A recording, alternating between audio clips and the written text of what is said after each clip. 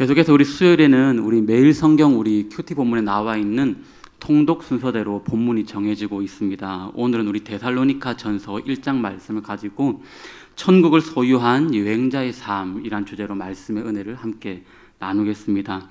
우리 믿는 성도들에게 있어서 이 땅의 삶은 나그네라는 것을 기억해야 합니다. 우리의 원래 신분이 이 땅의 정착민이 아니라 잠시 머물다가 떠나는 나그네, 여행자라는 것입니다. 우리가 여행을 떠날 때에 짐을 꾸리는 그 내용물을 보게 되면은 그 사람의 여행 목적과 또 정체성을 알 수가 있는데요. 휴양지로 가는 사람이라면 수영복과 또 반바지 같은 그런 옷들을 챙길 것입니다. 그리고 또 험한 산을 등반하는 그런 사람이라면 아이젠이나 아니면 두꺼운 그런 옷도 그런 장비들을 많이 챙길 것입니다. 그렇다면 이 천국이라는 영원한 본향을 향해서 걸어가는 우리의 인생, 이 거룩한 순례길의 여정에 있는 우리들은 무엇을 챙겨야 할까요? 오늘 우리가 함께 읽은 이 본문은 사도 바울이 이 데살로니가 교회에 보낸 편지의 서두입니다. 바울은 이 데살로니가 교인들의 삶의 여정 가운데 이런 것들을 꼭 붙들고 있는 모습을 보고 감탄을 금치 못했습니다. 그들의 심령 속에는 이 험한 세상의 순례길, 이 순례길을 완주할 수 있는 가장 확실한 이 필수품 세 가지가 오늘 들어 있었는데요. 바로 오늘 본문에 나오는 믿음, 사랑, 소망입니다. 데살로니가는 이 당시 마게도 지방의 수도이자 또 로마 제국 전체에서도 손꼽히는 아주 거대한 도시입니다. 이 도시의 가장 큰 특징은 비아 에그나티아라고 불리는 이 로마의 군사 도시가 한 도시 한복판을 관통하고 있었습니다. 이 도로는 동양과 또 서양을 잇는 핵심 무역로였습니다. 덕분에 이 데살로니가는 온갖 물건과 그리고 돈, 또 그리고 수많은 인종이 뒤섞여 있는 상업과 무역의 중심지가 바로 이 도시였습니다. 도시가 부유하다 보니까 자연스럽게 향락거리도 넘쳐났습니다. 거리마다 술집이 즐비했고 또 음란한 문화가 만연했습니다. 무엇보다 이 도시는 우상의 전시장이었습니다. 그리스 신화에 나오는 온갖 신들의 신전이 웅장하게 다 서 있었고 특히 로마 황제 숭배가 극심했고 또 황제를 주인이라고 부르지 않으면은 이 사회 생활을 할 수가 없는 철저한 황제 숭배의 도시가 바로 여기였습니다. 이런 거대하고 화려한 도시 한 구석에 아주 초라하고 작은 공동체 하나가 생겨났는데요. 바로 사도 바울이 2차 전도 여행 중에 개척한 바로 오늘 읽은 이 데살로니가 교회입니다. 사도행전 17장을 보시게 되면은 바울은 이곳에서 오래 머물지도 못했습니다. 유대인들의 극심한 시기와 또 핍박 때문에 길어야 그냥 몇 달 정도만 복음을 전하고 그냥 야반 도주하듯이 급하게 이 도시를 떠나야만 했습니다. 사도 바울이 섬겼던 이 데살로니가 교회 교인들은 이제 갓 예수를 믿기 시작한 초신자들입니다. 그런데 그런 초신자들을 내버려 두고 이 영적 아버지인 사도 바울이 쫓겨난 것이죠. 그들은 거대한 우상의 도시 또 황제를 신으로 섬겨야 하는 이 제국의 한복판에 그냥 덩그러니 남아져 있는 것입니다. 사방이 온갖 적입니다. 예수를 믿는다는 것은 곧 사회적인 따돌림을 당하고 경제적 불이익을 당하고 심지어 목숨까지 위협받는 것을 의미했습니다. 세상적인 눈으로 보면은 이들은 실패한 여행자들밖에 안 되는 겁니다. 너무나 위태위태한 것이죠. 바울도 이들을 놔두고 떠나면서 과연 이들의 믿음을 얼마나 잘 지킬 수 있을까? 다시 세상으로 돌아가지는 않을까 노심초사했습니다. 그런데 놀라운 일이 벌어진 것입니다. 얼마 후 디모데가 가져온 소식은 바울을 아주 춤추게 만들었습니다. 그 어린 신자들이 그 험한 핍박 속에서도 굴복하지 않고 오히려 마케도냐와 아가야의 모든 믿는 자들의 본이 되고 있다라는 것이죠. 어떻게 오늘 이것이 가능했을까요? 그들은 자신이 이 화려한 데살로니가 도시의 시민이 아니라 천국을 향해 걸어가고 있는 순례자, 즉 나그네라는 사실을 분명히 알았기 때문입니다. 그리고 그 나그네 길을 걸어가기 위해서 세상이 알지 못하는 오늘 본문에 나오는 이 세 가지 핵심을 꼭 붙들고 있었기 때문입니다. 오늘 우리가 살아가고 있는 이 시대, 이 도시도 데살로니가 못지 않는 그런 화려함이 우리에게도 있습니다. 돈이 주인 노릇하기도 하고 또한 성공이 신이 된 세상입니다. 이 속에서 믿음을 지키며 천국을 향해서 끝까지 걸어가는, 즉 종말을 향하여서 재림의 때를 향하여서 살아가는 이 참된 신자의 모습을 굳건히 지킨다는 것은 버겁게 느껴집니다. 하지만 오늘 이 데살로니가 교인들이 소중하게 여겼던 이 세 가지를 함께 나누면서 우리 모두 또한 이 천국의 마지막까지 순례자의 여정이 흔들림 없기를 바라는데요. 이 데살로니가 교인들이 흔들리지 않는 재림의 여정, 이 순례자의 길, 여행의 길을 걸어갈 때 소중히 여겼던 것, 이 세 가지를 잠시 나누어 보고 함께 기도의 자리로 들어가도록 하겠습니다. 오늘 이 데살로니가 교인들이 흔들리지 않았던 한 가지는 바로 믿음입니다. 믿음. 오늘 본문 3절은 이렇게 말씀을 합니다. 우리 3절 말씀을 다 함께 읽어볼까요? 함께 읽습니다. 너희의 믿음의 역사와 사랑의 수고와 우리 주 예수 그리스도에 대한 소망의 인내를 우리 하나님 아버지 앞에서 끊임없이 기억하미니. 아멘. 오늘 본문이 3절에서 사도 바울은 너희의 믿음의 역사를 기억한다, 이렇게 말씀을 합니다. 오늘 우리가 믿음을 굳건히 지켜나간다라고 할 때는 이 역사함이 반드시 있어야지 믿음이라고 오늘 말을 할 수가 있는 건데요. 여기서 역사라고 말하는 이 헬라어로 에르곤이라고 하는 말은요, 이것은 단순히 믿음 속의 어떤 생각이나 관념을 말하는 것이 아닙니다.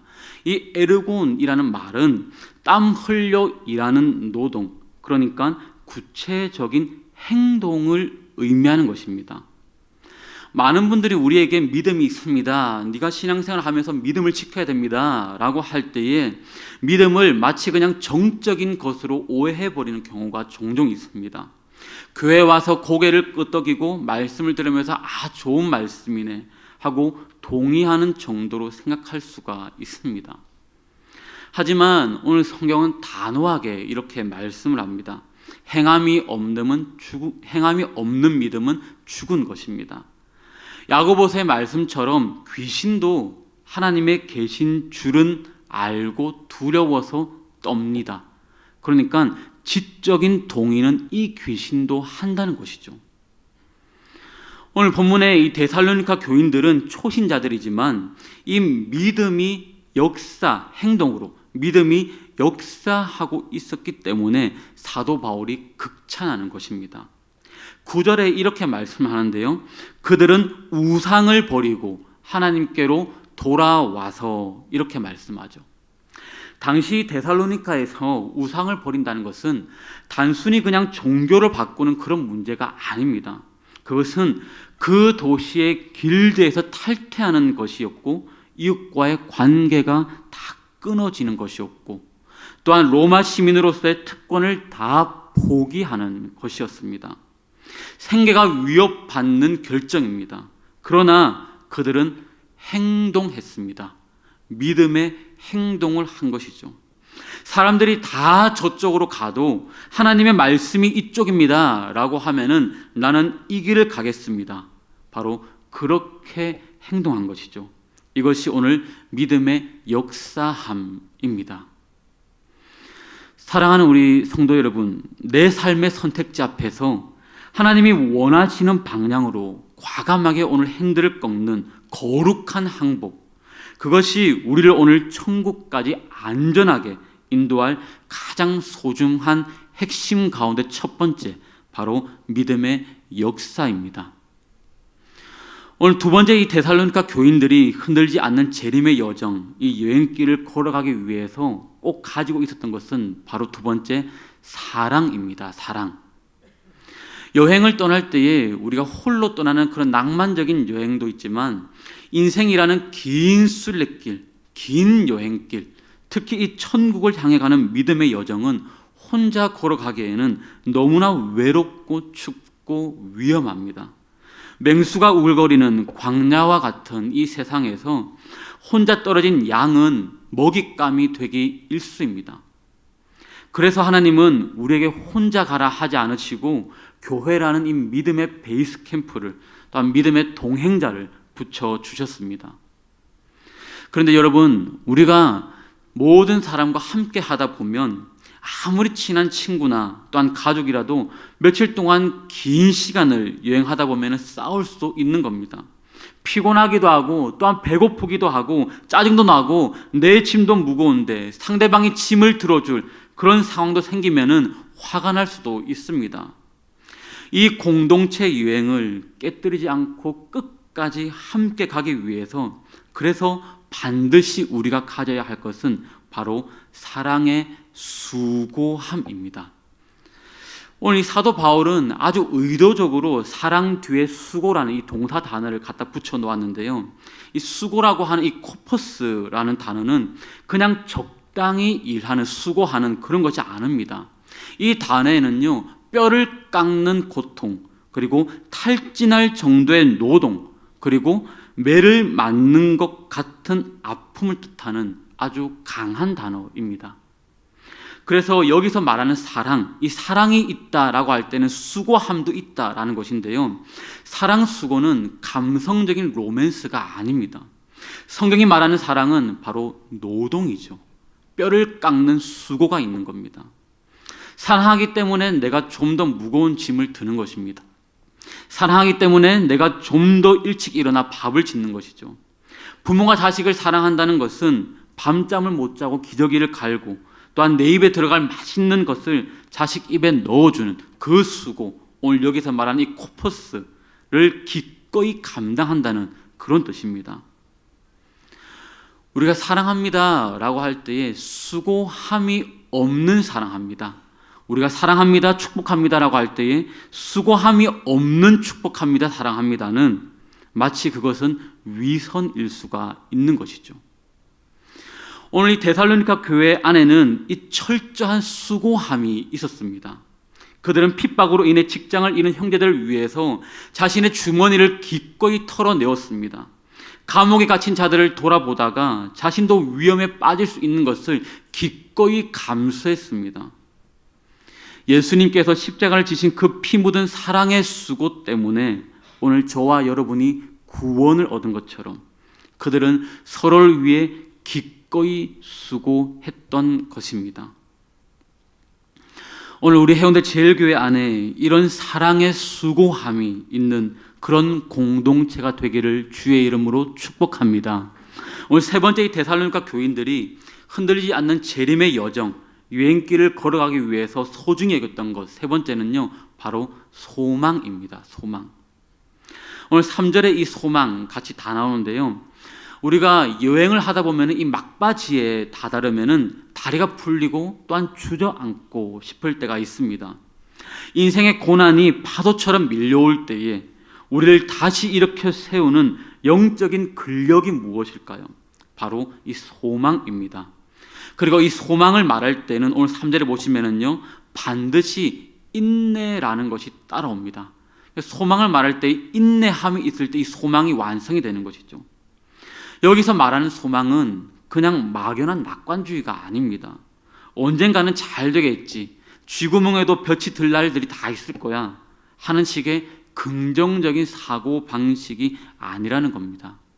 성경이 말하는 소망은 확실한 약속에 대한 기다림입니다. 바울은 오늘 이 소망, 이 뒤에 나오는 인내 동사를 얘기하면서 휘포모네라는 단어를 사용하는데요, 이것은 무거운 짐이 있을 때에 이 무거운 짐 아래에서 도망가지 않고 머물러 있는 것을 뜻합니다. 그러니까 그 밑에서 견뎌내는 것이죠. 그저 억지로 참는 것이 아니라 확신을 가지고 자발적으로 견디는 것을 말합니다. 순례자, 이 여행자가 힘들고 힘든 비행 시간을 견디는 이유, 시간을 견디고 또한 불편한 잠자리를 찾아내는 이유는 단 하나입니다. 아, 집에 돌아간다. 그런 확실한 사실 때문입니다. 돌아갈 집이 없는 사람에게는 길에서 노숙해야 하는 그런 처지이기에 절망하지만, 돌아갈 따뜻한 집이 있는 사람은 그 과정의 불편함을 추억이나 과정으로 여기면서 견디어내는 것입니다. 오늘 이 데살로니가 교인들에게는 이 소망이 너무나도 선명했습니다. 오늘 10절에 이렇게 고백을 하는데요, 제가 한번 읽어드릴게요. 또 죽은 자들 가운데서 다시 살리신 그의 아들이 하늘로부터 강림하실 것을 너희가 어떻게 기다리는지를 말하니 이는 장래의 노하심에서 우리를 건지시는 예수시니라. 할렐루야. 하늘로부터 강림하실 아들, 즉 예수 그리스도의 재림을 간절히 기다렸습니다. 지금 로마 황제가 세상을 지배하고 모든 것을 다 쥔 것 같지만 아니다라는 거예요. 진짜 왕이신 예수님이 다시 오신다는 겁니다.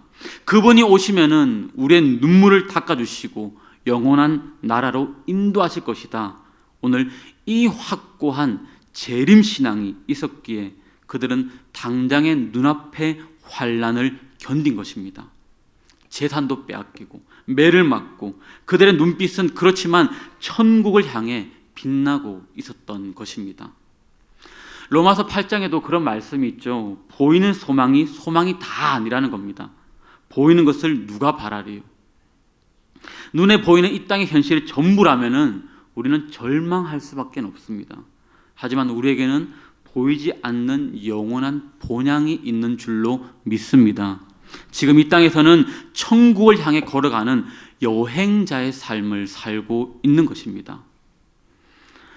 사랑하는 여러분, 이 땅에서의 삶은 완전하지가 않습니다. 늘 불완전합니다. 삶이 고달플 때가 있습니다. 주저앉을 때가 있습니다. 하지만 우리의 여행은 여기가 다가 아니라는 것이죠. 곧 집에 간다. 주님이 오신다. 이 한마디가 오늘 여러분들을 견디게 하고 또한 여러분들을 다시 일으키는 소망의 근력이 되시기를 주의 이름으로 축복합니다. 말씀을 마무리하면서 이 데살로니가 성도들이 가지고 있었던 이 세 가지, 믿음, 사랑, 그리고 소망, 이 세 가지를 가장 치열하고 아름다운 여행을 살아가면서 마친 한 분의 이야기를 소개하고 기도의 자리로 가겠는데요. 1950년대에 이 에콰도르에서의 정글에서의 복음을 전하려다가 원주민에게 창에 찔려 순교한 짐 엘리엇 선교사, 그리고 그의 아내 엘리자베스 엘리엇의 이야기입니다.